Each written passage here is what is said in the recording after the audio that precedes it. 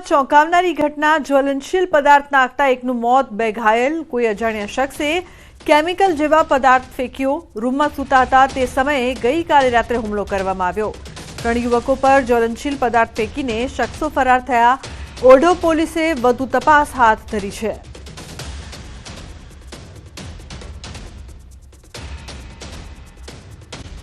તો રાજકોટ મહાનગરપાલિકા દ્વારા દર વર્ષે સિક્યોરિટી પેટે 16.50 કરોડથી પણ વધુનો ખર્ચ કરવામાં આવે છે।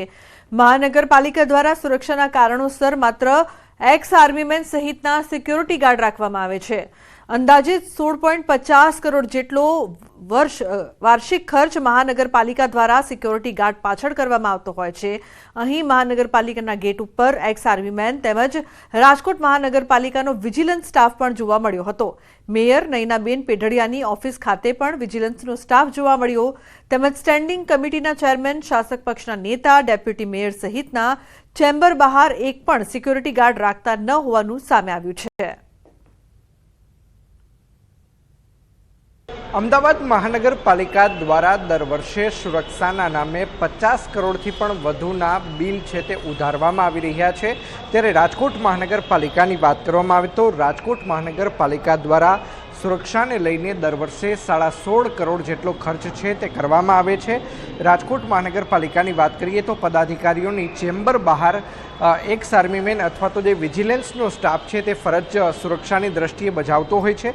બીજી તરફ વાત કરીએ તો કુલ 300 પોઈન્ટ ઉપર 670 જેટલા સિક્યુરિટી ગાર્ડ છે તે ફરજ બજાવતા હોય છે અને આની અંદર 24 શાખાની અંદર અંદાજિત 24 જે એજન્સી છે તેમના દ્વારા આ જે ગાર્ડની છે તે ફાળવણી છે તે કરવામાં આવતી હોય છે। દ્રશ્યોમાં જોઈ શકાય છે કે પદાધિકારીઓની ચેમ્બર બહાર કોઈ પણ બાઉન્સર નહીં પરંતુ વિજિલન્સના સાથે સંકળાયેલા જે કર્મચારીઓ છે, જે પોલીસ જવાનો છે તે ફરજ છે તે બજાવતા હોય છે। ન માત્ર રાજકોટ મહાનગરપાલિકાની કચેરી ખાતે પરંતુ રાજકોટ મહાનગરપાલિકા હસ્તગત આવતા તમામ જે વિભાગો છે, ખાસ કરીને ગાર્ડનની અંદર પણ છે તે ફરજ બજાવતા હોય છે। સાથોસાથ કોમ્યુનિટી હોલ ખાતે પણ સિક્યુરિટી છે તે ફરજ બજાવતા હોય છે। અંકિત પોપટ, ન્યૂઝ 18 ગુજરાતી, રાજકોટ।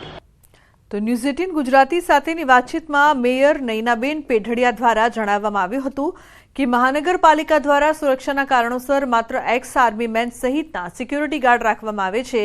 મનપા સંચાલિત જગ્યાઓની સુરક્ષાની સિક્યોરિટી પાછળ 16.50 કરોડથી પણ વધુનો ખર્ચ થાય છે।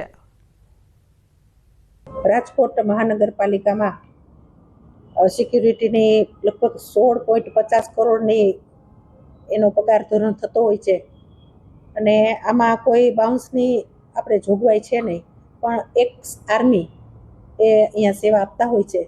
300 પોઈન્ટ છે અને અલગ અલગ જે આપણી શાખા હોય એ શાખાની અંદર એ લોકોને કામગીરી સોંપવામાં આવતી હોય છે। તેમણે વધુમાં જણાવ્યું છે કે સિક્યોરિટી પાછળ થતો ખર્ચ વધુ લાગી રહ્યો છે, તેની પાછળ થતા ખર્ચમાં ઘટાડો કરવો જરૂરી છે। તેથી મહાનગરપાલિકા દ્વારા મંજૂર કરવામાં આવેલા બજેટમાં આગામી નાણાકીય વર્ષથી સિક્યોરિટી ખર્ચ પણ ઘટાડવાનો નિર્ણય લેવામાં આવ્યો છે। કોર્પોરેશનને આ બધી આવકની જાવક જોતા ખર્ચ પણ ઘણો બધો થતો હોય તો આ બાબત આપણે ચોક્કસ વિચાર કરવો પડશે અને આ બાબતમાં પણ અમે વિચાર કરશું કે સિક્યુરિટી બાબતમાં કેટલું આપણે ખર્ચ બાબતમાં ઓછું કરી શકીએ એના અમે પ્રયત્ન પણ કરશું।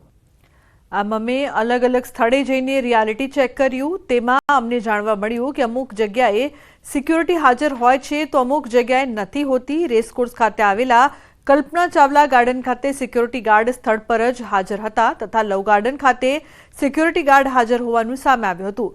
પરંતુ અમારી ટીમ જ્યારે માધવરાવ સિંધિયા ક્રિકેટ ગ્રાઉન્ડ ખાતે પહોંચી ત્યારે અહીં સિક્યોરિટી ગાર્ડ પેપર ઉપર ચોક્કસ હાજર જોવા મળ્યો હતો પરંતુ સ્થળ ઉપર સિક્યોરિટી ગાર્ડની હાજરી જોવા નહોતી મળી। રાજકોટ મહાનગરપાલિકા દ્વારા 300 પોઈન્ટ જેટલા 670 જેટલા સિક્યોરિટી ગાર્ડ કોન્ટ્રાક્ટ પદ્ધતિથી રાખવામાં આવ્યા છે। ત્યારે સવાલ એ થાય છે કે આ તમામ સિક્યોરિટી ગાર્ડ ખરા અર્થમાં સ્થળ પર ફરજ બજાવે છે કે પછી ફક્ત કાગળ પર જ ફરજ તો નથી બજાવતા ને? રાજકોટ મહાનગરપાલિકા દ્વારા ભલે વાર્ષિક સિક્યુરિટી પાછળ ઓછો ખર્ચ કરવામાં આવતો હોય, પરંતુ અમે આપને આ દ્રશ્યો જે બતાવી રહ્યા છીએ, આ દ્રશ્યો છે રાજકોટના રેસકોર્સ પાસે આવેલા માધવરાવ સિંધિયા ક્રિકેટ ગ્રાઉન્ડના દ્રશ્યો છે। આ જે ગ્રાઉન્ડ છે તે રાજકોટ મહાનગરપાલિકાના હસ્તકમાં આવેલું છે અને અહીંયા જે સિક્યુરિટી એજન્સી દ્વારા જે સિક્યુરિટી ગાર્ડ ફાળવવામાં આવ્યો છે, જોઈ શકાય છે કે સ્થળ ઉપર તેની હાજરી છે તે જોવા નથી મળી રહી। ન્યૂઝ 18 ગુજરાતીની તપાસમાં ભાગ્યોદય એજન્સી દ્વારા અહીંયા સિક્યુરિટી પ્રોવાઈડ કરવામાં આવતી હોય છે, પરંતુ અહીંયા એક પણ સિક્યુરિટી ગાર્ડ છે તે હાલ જોવા નથી મળી રહ્યો। ચોક્કસ સિક્યુરિટી ગાર્ડ છે તે પેપર ઉપર ચોક્કસ હાજર હશે, પરંતુ સ્થળ ઉપર હાજરી તેની જોવા નથી મળી રહી। બીજી તરફ હું આપને આ દ્રશ્યો છે તે બતાવવાનો પ્રયત્ન કરી રહ્યો છું। જોઈ શકાય છે કે રાજકોટનું આ ગાર્ડન છે, અહીંયા પેન્થર નામની એજન્સી દ્વારા સિક્યુરિટી ગાર્ડ છે તે પ્રોવાઈડ કરવામાં આવતો હોય છે ને અહીંયા સિક્યુરિટી ગાર્ડ છે તે ચોક્કસ તેની હાજરી છે તે જોવા મળી રહી છે। આમ અનેક સવાલો છે તે હાલ અત્યારે ઊભા થઈ રહ્યા છે। ગાર્ડ છે ચોક્કસ સ્થળ ઉપર તેની હાજરી નથી, પરંતુ પેપર ઉપર ચોક્કસ તેની હાજરી જોવા મળી રહી હશે। વડોદરા મનપા વહીવટદારોની સુરક્ષા પાછળ કરોડો રૂપિયાનો ખર્ચ કરે છે। વડોદરા મહાનગરપાલિકામાં મેયરથી લઈને કમિશનર સુધી અને મ્યુનિસિપલ સેક્રેટરીથી લઈને આરોગ્ય અમલદાર સુધીના તમામ લોકો પોતાની સાથે બાઉન્સર્સ અને સિક્યોરિટી ગાર્ડ રાખે છે, જેથી પાલિકાના ડેપ્યુટી મ્યુનિસિપલ કમિશનર કેતન જોશીએ જણાવ્યું કે 1363 સુરક્ષાકર્મીઓ પાલિકાના સત્તાધીશોને સુરક્ષા પૂરી પાડે છે, જેનું 23 થી 25 કરોડ રૂપિયાનું આર્થિક ભારણ કોર્પોરેશનના માથે ચડે છે।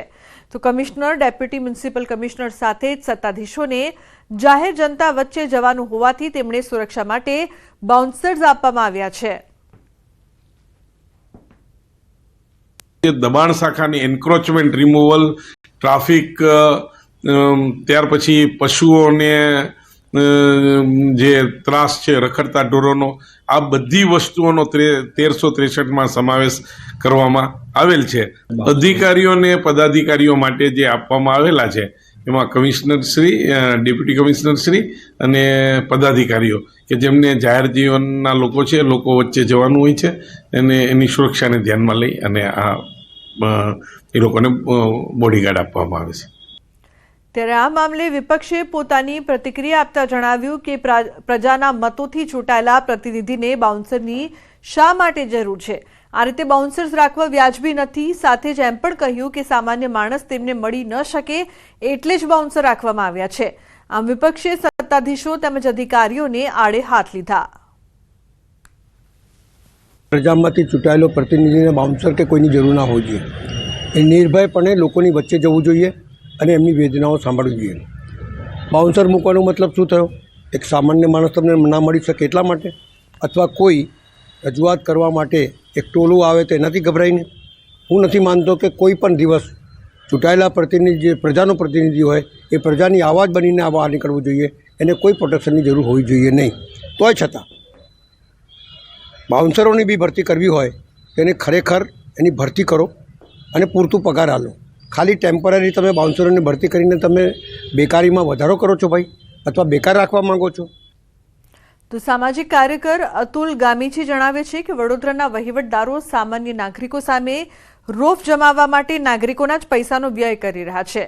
આ પૈસાનો ઉપયોગ સામાન્ય જનતા પાછળ જ કરવો જોઈએ। સત્તાધીશો પર કોઈ એવા હુમલા થતા નથી, તો પછી સુરક્ષા પાછળ કરોડો રૂપિયાનો વેડફાટ કેમ? એમને સરકાર દ્વારા બેસાડવામાં આવે છે અને એમને અહીંયા નોકરી કરવાની હોય છે। ત્યારે આવા જનપ્રતિનિધિઓ હોય અને અધિકારીઓ હોય એમને બાઉન્સરની કોઈ જરૂર નથી હોતી, કારણ કે એમને સરકારે મૂકેલા છે અને બીજી બાજુ જનતાએ ચૂંટીને મોકલેલા છે। તો બાઉન્સરો રાખીને શું બતાવવા માગે છે ખબર નથી પડતી। યા પોતાનો એટીટ્યૂડ બતાવવા માટે કે જનતાની વચ્ચે જ્યારે જાય ત્યારે સારું દેખાડવા માટે બાઉન્સર રાખે છે। ઘણી વખત આપ જોશો તો પદાધિકારીઓ આવે છે ત્યારે સિક્યુરિટી ગાર્ડ પણ એમની પાછળ દોડતા હોય, 4-5 હોય છે, બાઉન્સર હોય છે। સાથે ઘણીવાર એવો કંઈ કાર્યક્રમ હોય કે કોઈ વિપક્ષનો કાર્યક્રમ હોય ત્યારે પોલીસ બોલાવવામાં આવે છે, પોલીસને બોલાવી દે છે। તો કયા કારણસર આ લોકો આવી રીતે તાનાશાહી કરી રહ્યા છે ખબર નથી પડતી। ત્યારે હવે સવાલ એ થઈ રહ્યો છે કે જે જનતાએ ખોબલે ખોબલે મત આપી આ પ્રતિનિધિઓને ખુરશી પર બેસાડ્યા છે, તે પ્રતિનિધિઓ સામાન્ય જનતા સામે ખુદને સુરક્ષિત મહેસૂસ નથી કરી રહ્યા, તેથી જ તેઓ કરોડો રૂપિયાનું સ્વાહા ફક્ત પોતાની સુરક્ષા પાછળ જ કરી રહ્યા છે। પોતાની જાતને જનતાના પ્રતિનિધિ અને પ્રજાના સેવક ગણાવતા અધિકારીઓ અને પદાધિકારીઓ જે છે તે આ જનતાથી જ પોતાને અસુરક્ષિત મહેસૂસ કરે છે. તેનો જીવતો જાગતો દાખલો જો તમારે જોવો હોય તો તે વડોદરા મહાનગરપાલિકા છે. વડોદરા મહાનગરપાલિકામાં મેયરથી માંડીને કમિશનર સુધી જે બાઉન્સરો છે જે તેમની આગળ પાછળ ફરે છે એ બાઉન્સરો અને સિક્યુરિટી ગાર્ડ પાછળ 23 થી 25 કરોડ રૂપિયાનો વાર્ષિક ખર્ચો જે છે તે કરવામાં આવી રહ્યો છે. એટલે ટૂંકમાં કહીએ તો જે જનતાએ ખોબલા મત આપીને પ્રતિનિધિઓને ખુરશી પર બેસાડ્યા અને જે જનતાએ પોતાના ટેક્સના પૈસા ચૂકવીને અધિકારીઓને પગાર ચૂક્યા એ અધિકારીઓ અને જનપ્રતિનિધિઓ આજે પ્રજાથી પોતાની જાતને સુરક્ષિત મહેસૂસ નથી કરી રહ્યા, જેના કારણે તેઓ પોતાની સિક્યુરિટી પાછળ પોતાની સુરક્ષા પાછળ કરોડો રૂપિયાનો વેડફાટ જે છે તે કરી રહ્યા છે.